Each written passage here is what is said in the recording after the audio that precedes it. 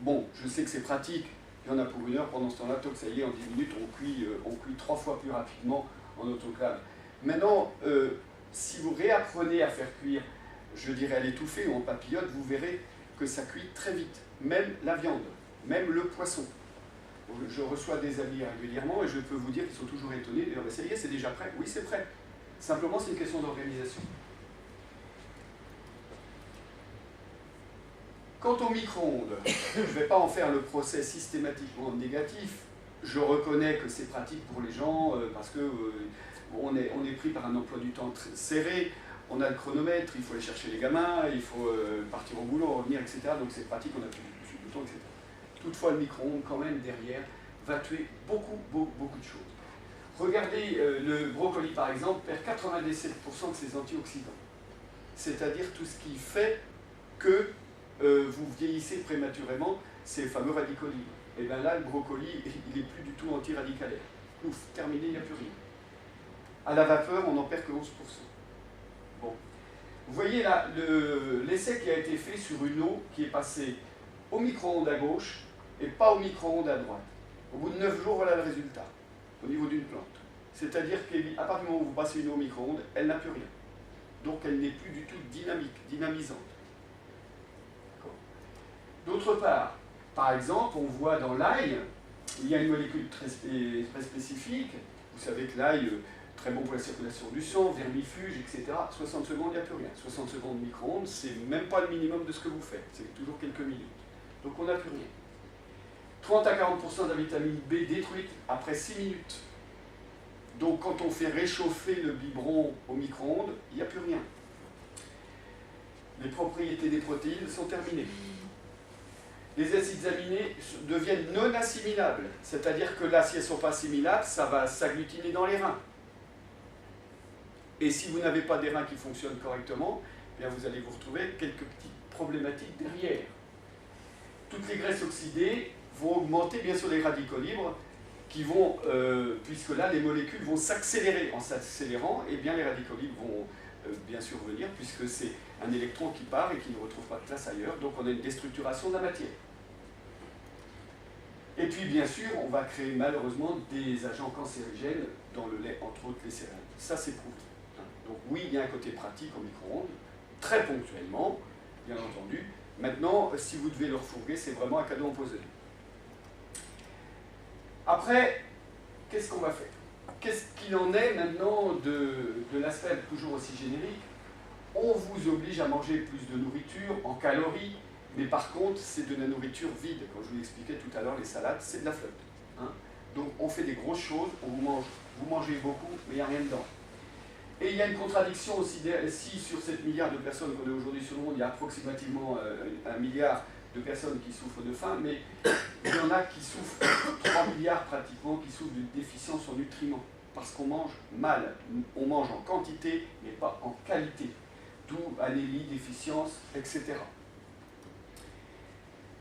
Plus on demande du rendement à une plante, plus il y a des nutriments à l'hectare, bien sûr. Ça veut dire par là que les brocolis, entre autres, je parle parce que c'est vraiment un produit très bien, et bien, plus il y a de calcium, magnésium, sauf que est-ce que vous mangez un brocoli en entier? Non. Donc ça veut dire par là qu'on va vous offrir un légume beaucoup plus gros, mais vous allez en manger moins, donc proportionnellement, vous allez en manger encore moins. Eh oui, ça fait, comme je vous avais dit, hein, attendez-vous à des coups sur la tête, c'est sûr. Là-dessus, on rajoute une vie effrénée, on a des dévitalisants. Qu'est-ce qu'on a? Bien sûr, les excès. Je parle toujours des excès. C'est pas interdit de boire un petit coup de rouge de temps en temps avec les voisins ou les amis, bien entendu. C'est le trop, bien entendu. Ou là, lorsqu'on a une overdose d'apéritifs ou d'alcool, qui sont très récurrents, eh bien, on attaque bien sûr les muqueuses digestives, et puis on stoppe surtout les sécrétions diastasiques, c'est-à-dire que là, tout ce qui fait la création d'enzymes. Hein. Les excitants, quels qu'ils soient, assèchement et sclérose de l'intestin grêle. L'intestin grêle, vous connaissez la place de l'intestin grêle qui fait 5 à 6 mètres de long, mais c'est là où se passe justement le passage important des vitamines minéraux dans le sang. Si c'est bloqué ou si votre intestin grêle n'a pas la flore intestinale comme il faut, eh bien vous aurez beau prendre beaucoup de vitamines et minéraux, mais si qu'à côté de ça, vous prenez 5 cafés par jour et 3 thés, ça ne fonctionnera pas bien. Vous allez ralentir justement ce process de passage dans le sang. Et puis toutes ces fameuses boissons commerciales qui sont bourrées de sucre, éthylisme par le sucre. Il y a des gens qui font des hépatites sans jamais avoir bu une goutte d'alcool, parce qu'ils se gavent de sucre et d'édulcorants industriels. Quant au tabac, je ne vais pas vous faire la leçon, moins vous fumerez, mieux ça vaudra. Ça tue la vitamine C. La vie nocturne et l'insomnie. Alors ça, c'est très important. Je vous ai parlé tout à l'heure du sommeil. Je fais même aussi des journées de formation entières sur le sommeil, une journée entière sur le sommeil. Les gens ont été étonnés que vous pouvez parler une journée sur le sommeil. Et ici, il se passe plein de choses pendant le sommeil. Et donc, les vies désordonnées dérèglent entre autres la pinéale, et qui est une glande importante ici. Mais comme tout le système glandulaire est relié avec tout le reste du système, quand il y a une partie du système hormonal qui est déréglée, tout le reste est déréglé. C'est pour ça que lorsque vous êtes couché tard, voire tôt le lendemain, et que vous avez une petite nuit de sommeil, vous avez, je dirais, les yeux aux capotes de fiacre, hein, et complètement, vous n'avez plus l'axe là-dedans. Madame dit le contraire, là. Madame est très en forme. Oui, très en forme. Ceci étant, voilà, ce n'est pas une fois de temps en temps qui va vous dérégler, mais c'est sûr que régulièrement, malheureusement, on se couche un petit peu trop tard, on se lève très tôt, on a un rythme un petit peu effréné. Et puis, bien sûr, une certaine quantité de médicaments. Sur la totalité des médicaments, aujourd'hui, le monde médical dit bien qu'il n'y en a que 150 qui sont efficaces. 150 sur les milliers qui existent. Les autres finissent soit par être inefficaces, soit avoir des conséquences désastreuses. Mais là, je ne vais pas étaler sur le sujet. Parce que les diurétiques, à forte dose, les antibiotiques, toutes les hormones de synthèse, vont venir dérégler les choses. C'est pour ça qu'il y a des conséquences. Malheureusement, derrière, on vous donne un médicament, mais on vous en donne un deuxième pour pallier aux problématiques du premier. Mais ce cocktail va engendrer d'autres problématiques, on va vous en donner un troisième. Voilà. Je vous laisse le soin de cogiter, bien entendu. Et puis, la sédentarité musculaire, c'est-à-dire qu'évidemment, le muscle est le contrepoids du nerf. Lorsque vous êtes un petit peu stressé, ce qu'il faut faire, bien sûr, c'est de faire un petit peu de sport, un petit peu, vous allez vous apprendre à vous désarticuler un petit peu, faire, non pas spécialement du bodybuilding, mais au moins, ça va vous éliminer une partie des toxines et vous aider donc justement à changer un petit peu, je dirais, à vous libérer de votre stress entre autres. Donc, la sédentarité reliée par exemple au stress, c'est un cocktail détonnant, totalement détonnant. Donc tout ça vous amène à dire que tout ça finit aussi d'un côté, vous dévitaliser. C'est-à-dire que d'un côté on est mal nourri et d'autre côté on dépense mal et on est complètement accentué par des choses qui vont nous tirer vers le bas. Et puis on ne prend pas l'air, ou très peu. On vit dans des cages de Faraday, on vit dans des vases clos. Hein. Donc la nécessité régulièrement d'aller faire un petit tour en forêt ou en campagne, régulièrement, si vous pouvez, c'est vraiment l'idéal, régulièrement par jour. Alors vous allez me dire, si on rajoute une demi-heure de yoga, une demi-heure de respiration, 24 heures ne vont pas suffire. Simplement, c'est une question d'organisation de temps.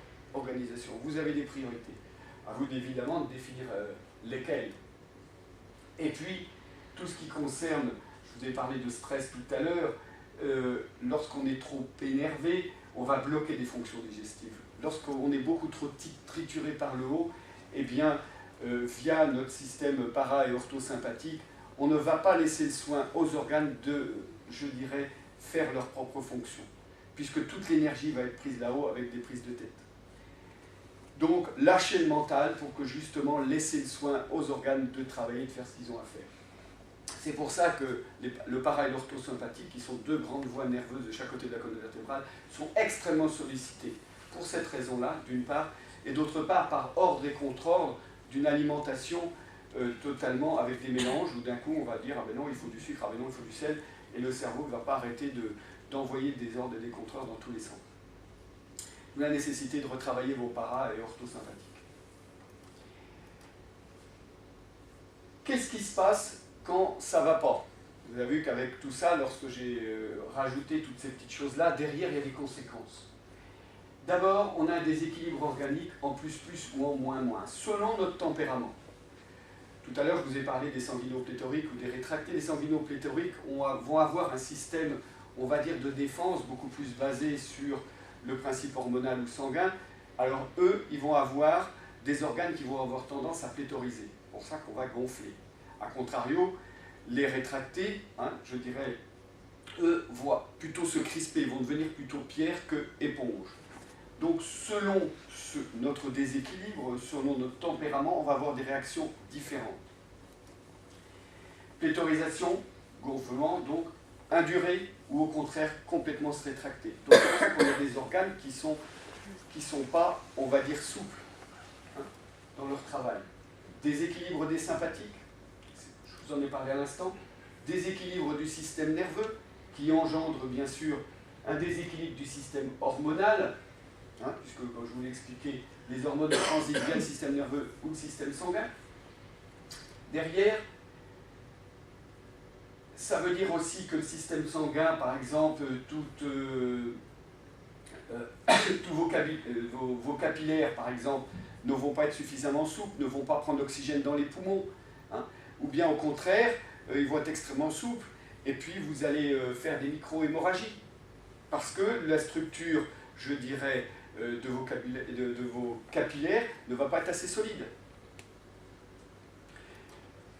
Et puis, vous avez aussi différents terrains selon votre tempérament. Je vous l'expliquais, terrain acide-base, où là, on est bien souvent déséquilibré.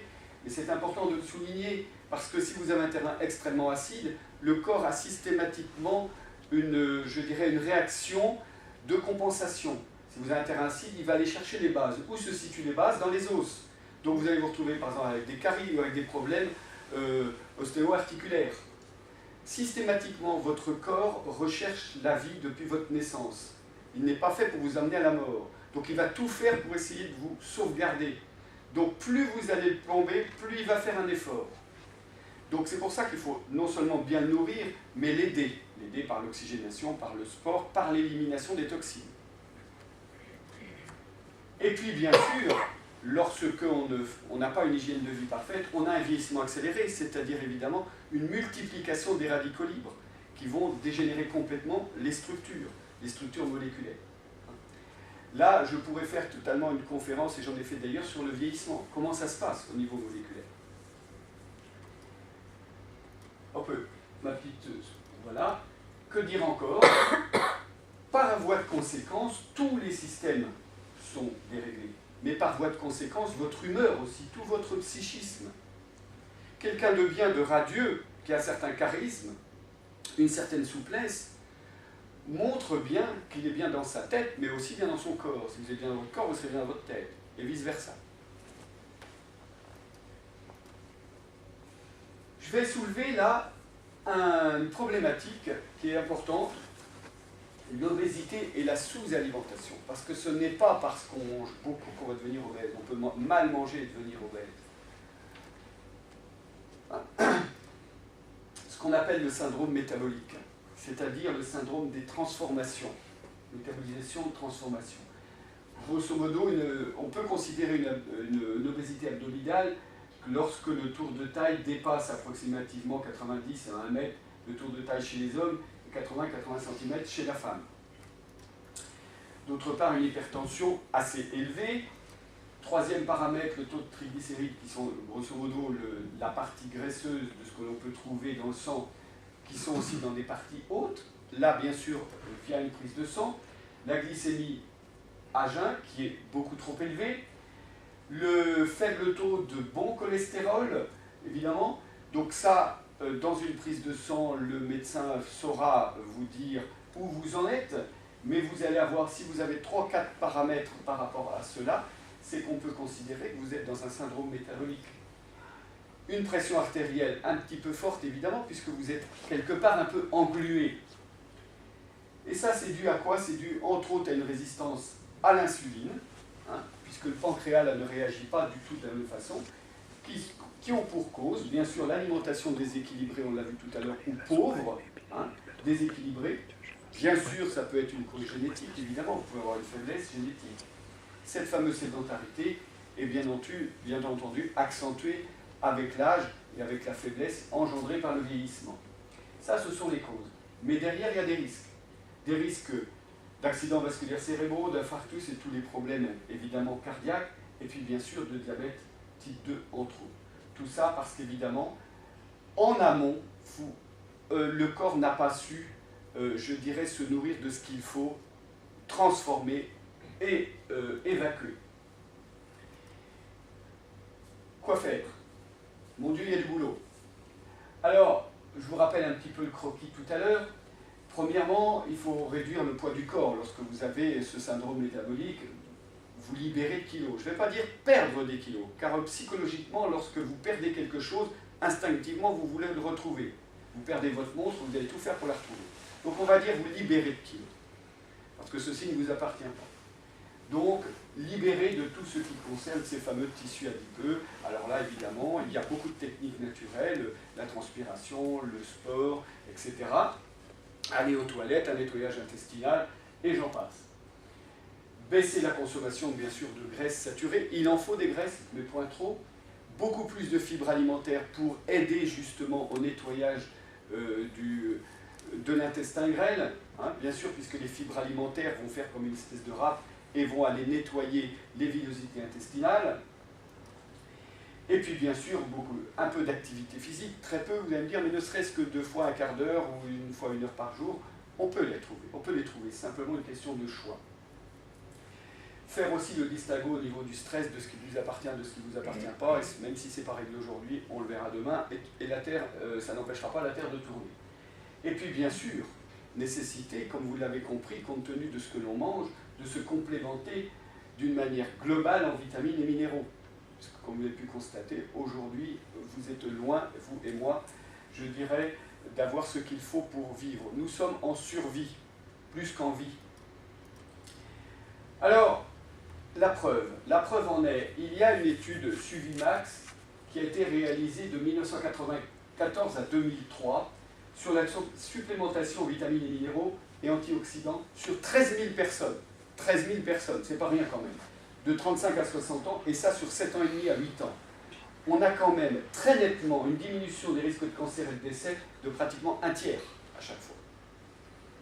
Donc cette étude-là est quand même extrêmement précise, peut-être même, vous êtes peut-être même, je dirais, cobaye des études Suvimax, hein, on peut vous demander régulièrement ce que vous mangez, ce que vous faites, etc. Et puis on va vous tester régulièrement de savoir comment vous évoluez. Donc aujourd'hui les chiffres sont clairs, nets et démonstratifs. Alors, on a la possibilité aujourd'hui en complémentation alimentaire d'avoir des synergies. C'est-à-dire qu'un complément alimentaire va déjà vous aider. Si vous avez un intestin en parfait état, si vous éliminez, tout ça, tout va bien. Mais plusieurs d'entre eux vont être dynamisés. Ça, c'est important. Les uns vont aider les autres. Par exemple, pour la vision, la croissance de la peau, etc., vous associez la vitamine A avec la vitamine C, la vitamine E, le B, etc. Mais vous pouvez avoir aussi des contradictions. Si vous avez une infection, l'infection va stopper le travail de la vitamine A, puisque votre corps va plutôt se concentrer sur l'infection pour essayer, je dirais, de vous sauver la vie. Donc la vitamine A va être mise de côté. Donc oui, associé, sous réserve que vous ayez une hygiène de vie derrière, tout à fait correct. Même chose pour la vitamine B, qui va évidemment vous aider votre système nerveux, tout le métabolisme des glucides, que vous allez associer avec le manganèse, hein, pour, par exemple mieux dormir, avec le magnésium, entre autres. Mais si vous prenez beaucoup de café, d'alcool ou vous cuisez trop, plus de vitamine B. Donc vous voyez, c'est très très complexe cette biochimie, très complexe. Même chose en ce qui concerne la vitamine B2, si vous êtes bourré d'antibiotiques, eh bien, on va avoir une contradiction. Par contre, si vous n'êtes pas sous antibiotiques ou prenez pas trop de café par jour, l'associer vitamine B2 avec le phosphore par exemple, et bien évidemment, là, au niveau de vos problèmes par exemple cutanés, on va avoir du résultat, beaucoup plus facilement. Même chose pour la vitamine B5, associée à la 6, à la vitamine B8, B9, etc. Par contre, la vitamine B5 est tuée lorsque vous mangez trop de conserves. Dans la conservation, conditionnement alimentaire, vous n'avez plus à la voir, ou pratiquement plus. Tous les raffinages. Le raffinage, c'est une transformation de la molécule. Donc elle n'a plus du tout le même sens quand elle est raffinée que quand elle ne l'est pas. Et les somnifères, qui vont tuer la vitamine B5, complètement ralentir son process. D'autres synergies encore sont possibles. tous les troubles nerveux, le zinc, le magnésium, ça c'est très bien. Par contre, si vous faites trop cuisiner les plats, mais bien sûr, je vous l'ai expliqué, plus de vitamine B. Hein. Donc c'est pour ça, lorsque vous faites par exemple une association de vitamine B6 avec la B12 ou du magnésium, eh bien, essayez pendant ce moment-là de manger beaucoup plus de crudités, riches évidemment. Hein. Ou à ce moment-là, vous vous complémentez à côté. Même titre pour la vitamine B9 qui, elle, est contrecarrée complètement par les médicaments contre l'épilepsie, l'aspirine, etc.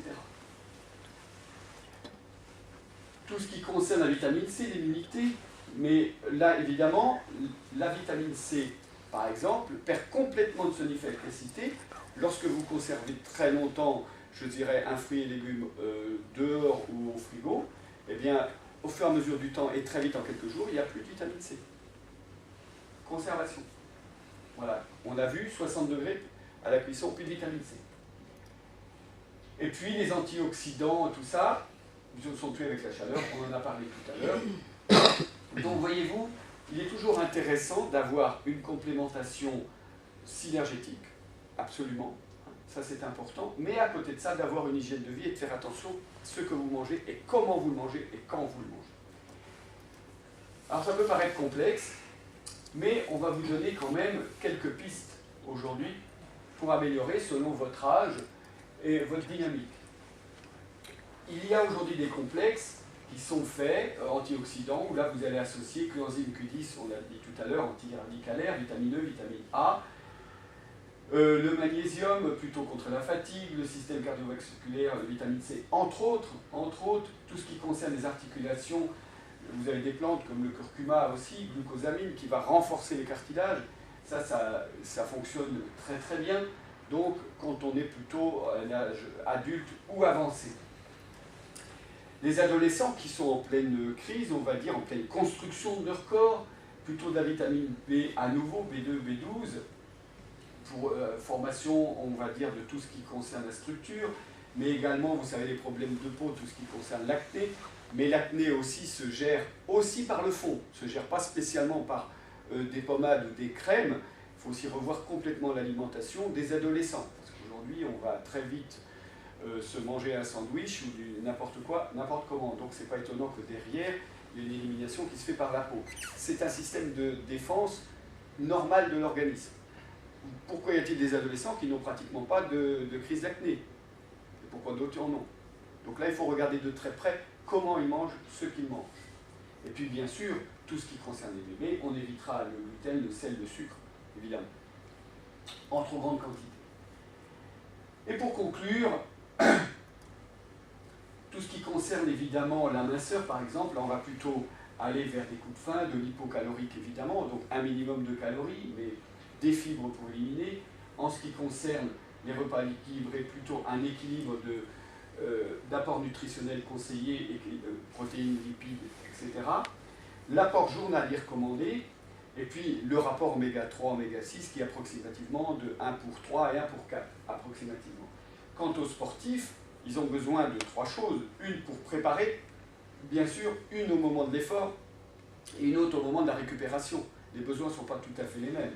Mais en tout cas, c'est toujours le muscle qui travaille, et les articulations, et la respiration, donc le système sanguin, tout ça derrière.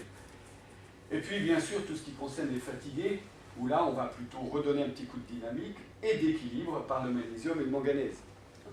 Donc, voyez-vous, c'est pas très simple, la complémentation, donc il est toujours souhaitable d'avoir, on va dire, une enveloppe globale, riche, complète, de qualité surtout, de qualité, compte tenu du fait qu'aujourd'hui on a une vie complètement débridée et surtout une alimentation totalement incomplète, malheureusement.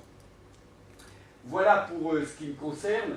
Vous pouvez toujours aller sur mon site internet www.naturhome.com où vous avez sur la droite tout ce qui concerne plein d'articles sur l'alimentation diététique, mais aussi beaucoup d'autres articles sur le bien-être et le mieux-être.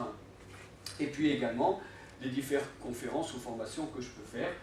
Voilà, vous pouvez vous inscrire, je peux aussi vous envoyer ma newsletter régulièrement pour que vous soyez informés de ce qui se fait souvent d'ailleurs gratuitement. Voilà, je vous remercie de votre attention. Je vais passer le relais à Michel ou à Yann. Et puis... Étant donné que je ne vous ai pas avisé, Patrick, j'ai pensé que ça peut être une bonne idée. Il y a peut-être des gens qui auraient des questions pertinentes. Il y a quelques questions, pas beaucoup de questions, mais quelques personnes ici qui aimeraient peut-être avoir réponse à leur interrogation. Alors, est-ce que...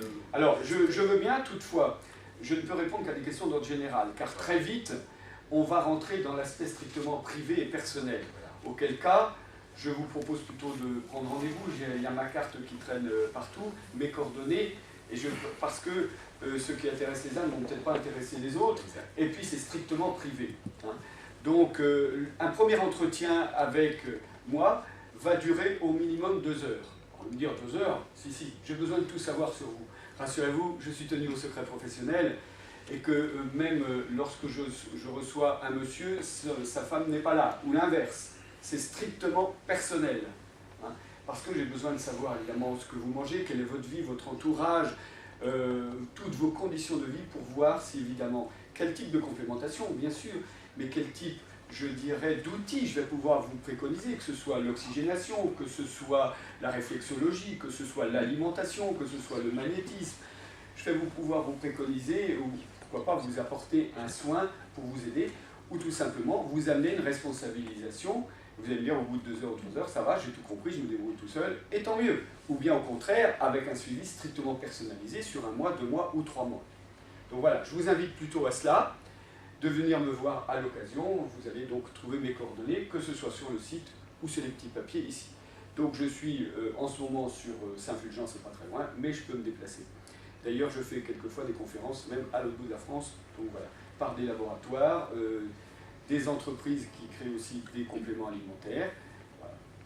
Et puis également, j'ouvre mes formations auprès des entreprises par la pédagogie du bien-être, où là je ratisse beaucoup plus large, puisque j'aborde aussi la communication, la reconnaissance des valeurs, le managériat et bien entendu l'hygiène de vie dans l'entreprise. Merci de votre attention, et puis n'hésitez pas à venir me poser des questions succinctes quand l'ensemble de la conférence sera fini. Voilà. Michel, la suite. Après. Oui. En fait, est-ce que... Sondage. Est-ce que vous êtes bon pour encore un petit bout, là, ou si vous préférez vous détendre un peu, aller à la toilette, oui, vous aimeriez faire ça? D'accord. On va vous laisser quelques minutes. La pause technique, on appelle ça.